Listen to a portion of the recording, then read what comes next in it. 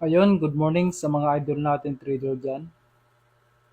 Sagutin lang natin yung tanong ng ating isang follower na kung nasa markdown stage na ba yung ito si BTC.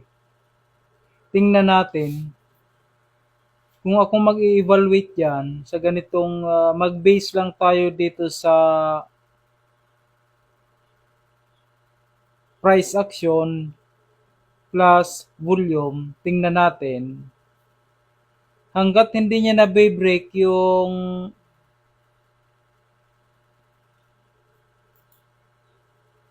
parallel channel na ito, mananatili ako nasa consolidation yan or accumulation, reaccumulation. Sakali man kung i-break niya ito, malamang na doon na natin masasabi nasa markdown na siya. Kung i-break niya ito, malamang kung i-break niya ito, sasaluhin niya nito ni 50 MA. Sabay balik siya dyan. Sabay baba ulit siya dito. Pag ganun ang mangyari, possible na nasa markdown siya. Mangyayari na yung markdown, malamang naabutin niya ulit yung 70 or 80.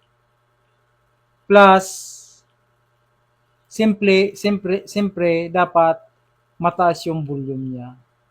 Sa ngayon, nasasabi ko nasa reaccumulation process pa siya kasi downward yung takbo ng price niya, hindi siya nakawala dun sa channel niya, sa parallel channel niya. At the same time, yung volume niya is mababa. So, wala akong nakikita na lumalabas yung medyo mga malalaking investor diyan. Yung lumalabas lang diyan yung mga trader, mga short-term trader, at normal naman talaga sa laro nila yan. Short-term trader, pagpasok, bitaw, pasok, bitaw, ganun naman talaga sila. Yung mga pumasok dito sa area na ito, yung pumasok dito sa area na ito, malamang nandiyan pa sila.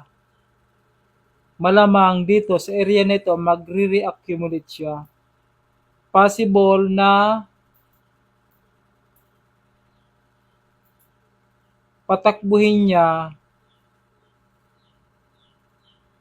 baka magsalubong yan dito ng mga MS, patakbuhin niya, breakout, sabay, consolidation ng konti, pak.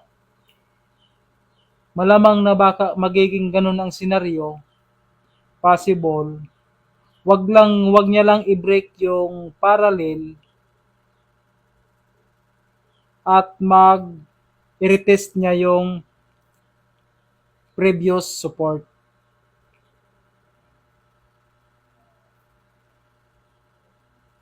Sa ngayon, or consolidation, kaya nga lang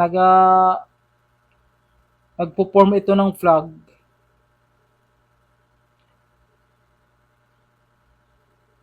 Normal retracement talaga ito pag mga ganitong may mga akyat na ganito na biglaan. Katulad, ang bilis kasi ng takbo niya, yung area na ito, mabilis yung takbo niya. Kaya normal na medyo yung yun nga, sinabi ko yung last vlog ko, malamang na ang magpapagalaw nito, magkakaroon tayo ng kunting volatility pag nagsalubong sila ng MA. 50 MA, 100 MA, pag nagsalubong sila dyan, 200 MA, malamang na magkakaroon tayo ng kunting volatility dyan. Diyan natin matitingnan kung magma-markdown siya. At yun lang, muli, sana nasagot ko yung katanungan mo at maraming salamat.